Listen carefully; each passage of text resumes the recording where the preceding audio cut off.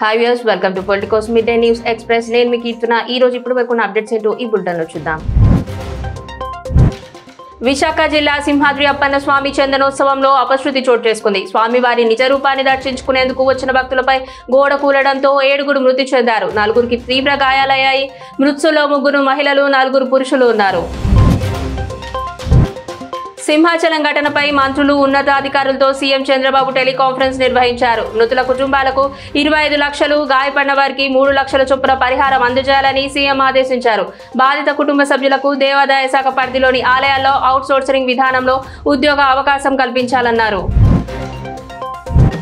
సింహాచలంలో గోడ కూలిన ఘటనలో 7 భక్తులు మృతి చెందినట్లు తెలిసి తీవ్ర దిగ్భ్రాంతికి గురయ్యానని AP deputy CM Pawan Kalyan అన్నారు. చందనోత్సవ సమయాన ఈ ఘటన చోటు చేసుకోవడం దురదృష్టకరమని పేర్కొన్నారు.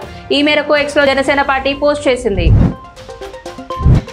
తెలంగాణ ఛత్తీస్గఢ్ సరిహద్దు బీజాపూర్ జిల్లా ఊసూర్ పోలీస్ స్టేషన్ పరిధిలోని కర్రెగుట్టల కేంద్రంగా కాగర్ ఆపరేషన్ కొనసాగుతోంది. గల్గం నుంచి మరిన్ని బలగాలను హెలికాప్టర్లు తరలిస్తున్నారు. ఆపరేషన్ లో అలసిన బలగాలను వెనక్కి రప్పిస్తూనే బ్యాకప్ పార్టీలను ఆ ప్రాంతానికి తరలిస్తున్నారు.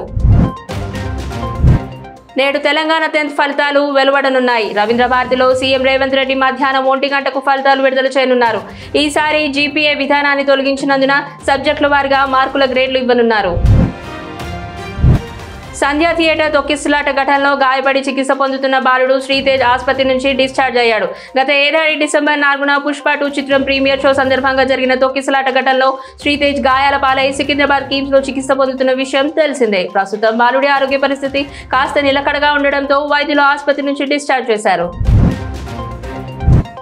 గత కొన్ని రోజులుగా నియంత్రణ రేఖ వెంబడి కవ్వింపు చర్యలకు పాల్పడుతున్న దాయాది సైన్యం వరుసగా 6 రోజు దుశ్చర్య కొనసాగించింది. తాజాగా ఎల్ఓసీతో పాటు అంతర్జాతీయ సరిహద్దు వెంబడి కాల్పుల విరమణ ఒప్పందాన్ని ఉల్లంఘించింది. జమ్మూ కాశ్మీర్లోని 4 సరిహద్దు జిల్లాలో పలు సెక్టార్లలో భారత సైన్యంపైకి కాల్పులు జరిపింది. మన బలగాలు ధీలుగా తిప్పికొట్టాయి.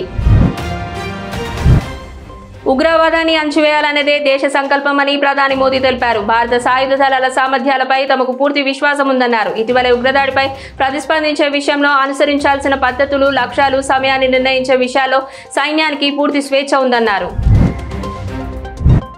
పహల్గామ్ ఉగ్రదాడి నిందితులు భూమి మీద ఎక్కడున్నా వదలబోమని హెచ్చరించిన ప్రధాని మోడీ కీలక సమావేశాలు నిర్వహిస్తూ వ్యూహాలు రచిస్తున్నారు. ఈ నేపథ్యంలో ప్రధాని అధ్యక్షతన నేడు కేంద్ర కేబినెట్ సమావేశం కానుంది.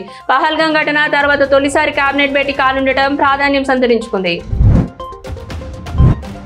అక్షయ తృతీయ రోజున దేశీయ ఆభరణాల విపణిలో 16,000 కోట్ల వ్యాపారం జరిగే అవకాశం ఉందని conference of all India traders అంచనా వేస్తోంది. పసిడి, వెండి ధరలు బాగా పెరిగినందున తక్కువ పరిణామంలో అయినా కొనుగోలుకు ప్రజలు ముందుకొస్తారనే ఆశాభావాన్ని వ్యక్తం చేసింది.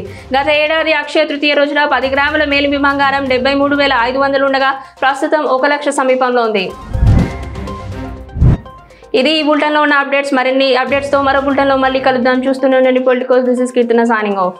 Please subscribe to the channel and download the Politicos app from the links in the description.